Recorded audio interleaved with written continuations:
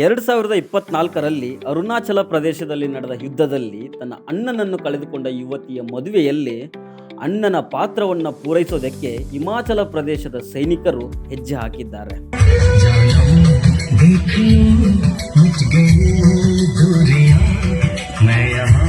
ವಧು ಆರಾಧನಾ ಸಿರ್ಮೌರ್ ಜಿಲ್ಲೆಯ ತನ್ನ ಹುಟ್ಟೂರು ಬರ್ಲಿ ಗ್ರಾಮದಲ್ಲಿ ಕುಟುಂಬ, ಸ್ನೇಹಿತರು ಮತ್ತು ಹುತಾತ್ಮನಾದ ತನ್ನ ಅಣ್ಣನ ರೆಜಿಮೆಂಟ್ ಸದಸ್ಯರ ಸಮ್ಮುಖದಲ್ಲಿ ಮದುವೆಯಾಗಿದ್ದಾರೆ. ಫೆಬ್ರವರಿ 2024ರಲ್ಲಿ ಅರುಣಾಚಲ ಪ್ರದೇಶದಲ್ಲಿ ನಡೆದ ಆಪರೇಷನ್ ಅಲರ್ಟ್ ಸಮಯದಲ್ಲಿ ಆಕೆಯ ಅಣ್ಣ ಆಶೀಶ್ ಕುಮಾರ್ ತಮ್ಮ ಪ್ರಾಣವನ್ನು ಅರ್ಪಿಸಿರ್ತಾರೆ.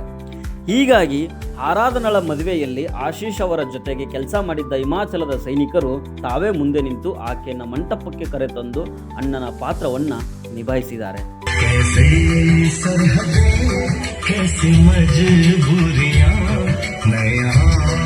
ಈ ವೇಳೆ ವಧು ಕೂಡ ಅಣ್ಣನನ್ನ ನೆನೆದು ಭಾವುಕರಾಗಿದ್ದಾರೆ. ಮದುವೆಯ ನಂತರ ಆ ಸೈನಿಕರು ಆರಾಧನಳ ಗಂಡನ ಮನೆಗೂ ಹೋಗಿ ಅಲ್ಲಿ ಅಣ್ಣನ ಕರ್ತವ್ಯವನ್ನ ನಿಭಾಯಿಸಿದ್ದಾರೆ. ಈ ದೃಶ್ಯ ಆ ಮದುವೆಯಲ್ಲಿ ಭಾಗವಹಿಸಿದ್ದವರನ್ನು ಭಾವುಕರನ್ನಾಗಿಸಿತು. ಇದೀಗ ಈ ವಿಡಿಯೋ ಎಲ್ಲ ಕಡೆಗೂ ವೈರಲ್ ಆಗ್ತಾ ಇದೆ.